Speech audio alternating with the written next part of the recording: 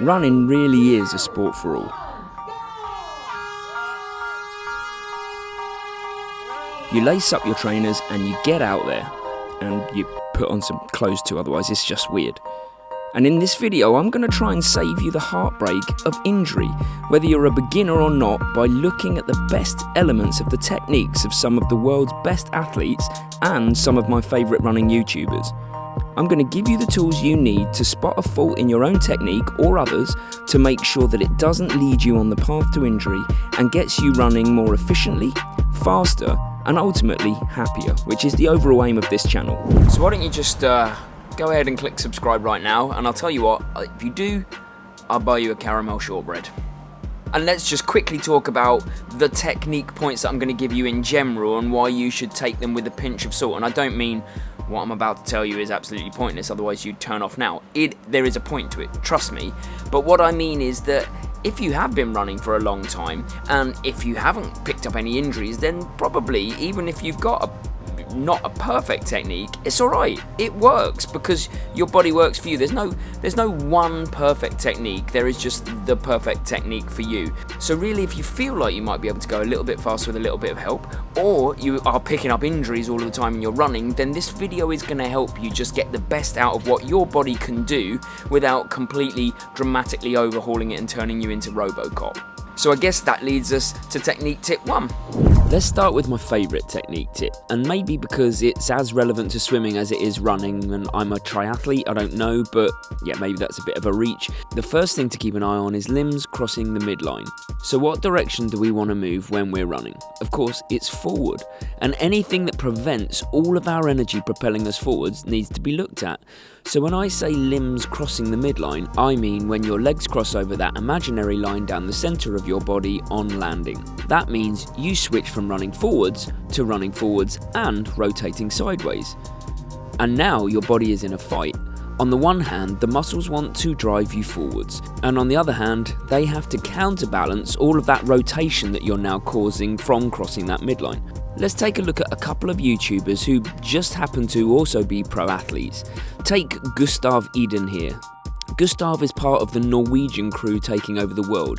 He's the middle distance triathlon world champion, capable of a 1:11 half marathon after a 1.9 kilometer swim and a 90 kilometer bike, so he knows what he's doing.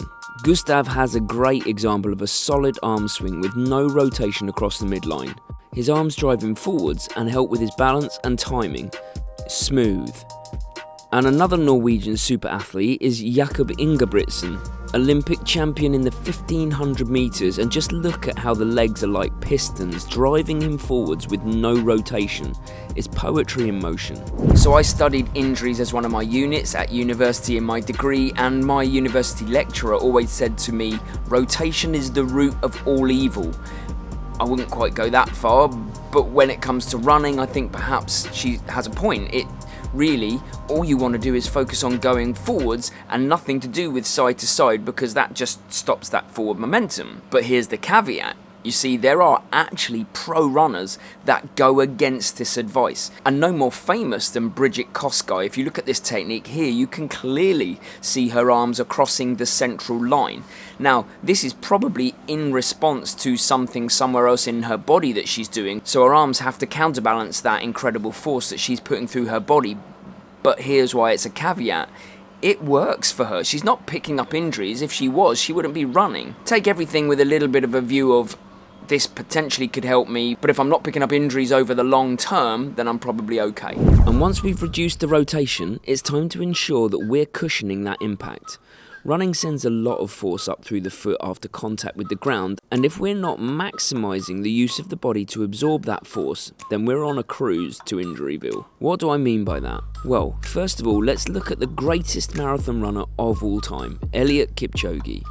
Every time his foot lands, we can see that it's pretty much directly under a flexed knee, meaning the force is absorbed like it's supposed to be, directly upwards through the joints that are created to absorb shock. And what happens if you don't land underneath your flexed knee? Well, nothing immediately. The body's got an amazing way of adapting to poor technique for a while. But let's say you land in front of your knee, which we call overstriding, and it's usually on your heel, which we call heel striking. Then that force is not being absorbed efficiently, and your muscles and joints are going to take a pounding because of it. And over time, that's what leads to overuse injuries, when the body can't compensate any longer. So actually, it's less important how you land, as in heel strike or neutral or forefoot, and it's more important where you land. Let's look at Matt Rees here, better known as the Welsh runner. I've always liked Matt's technique because he's clearly got power in those legs, but he's able to harness it by making sure his landing is underneath his flexed knee, neutral, and a short contact time with the ground driving him on. So you're probably wondering why I didn't talk a little bit more about heel striking, when it's as simple as this. The thinking has changed a little bit over time, in that heel striking used to be don't do it. It used to be the devil as far as everyone was concerned, because if you're hitting with your heel, you're putting on the brakes and you're putting force diagonally up through your leg.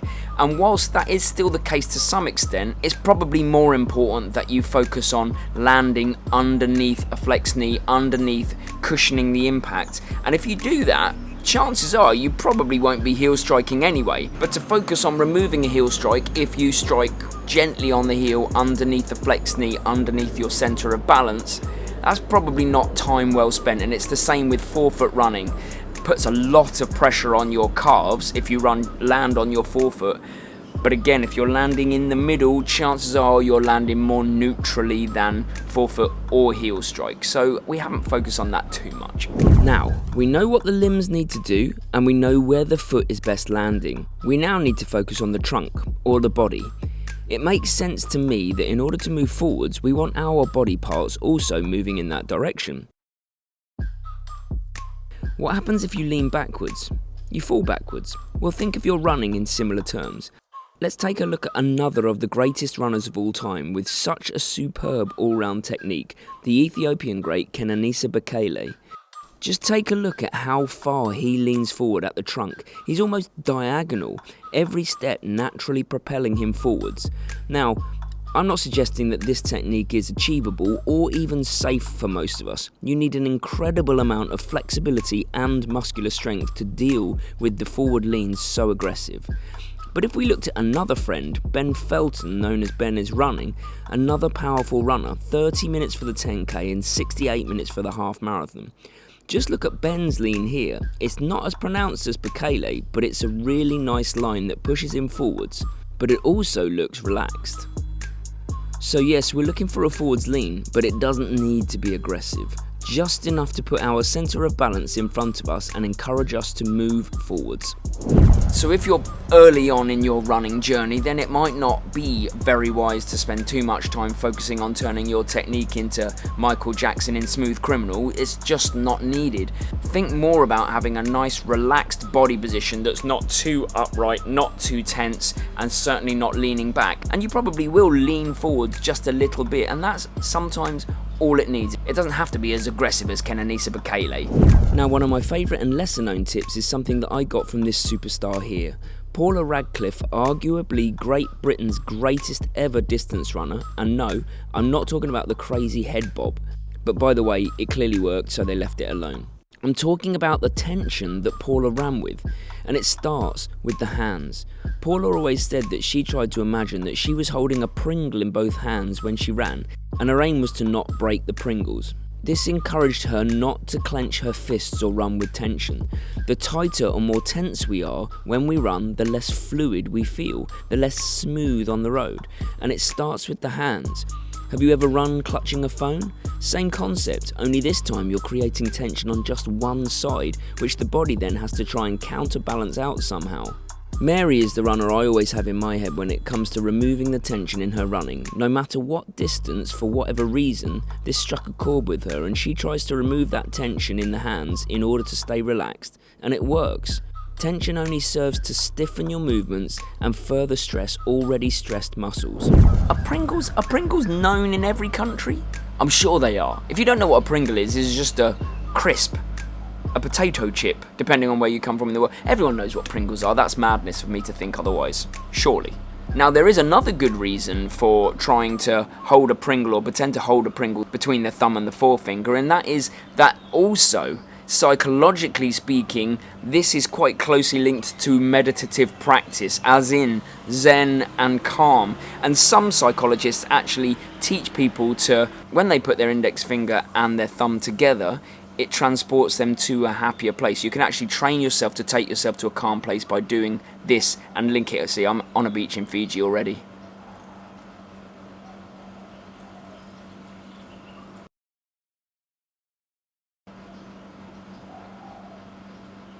It works.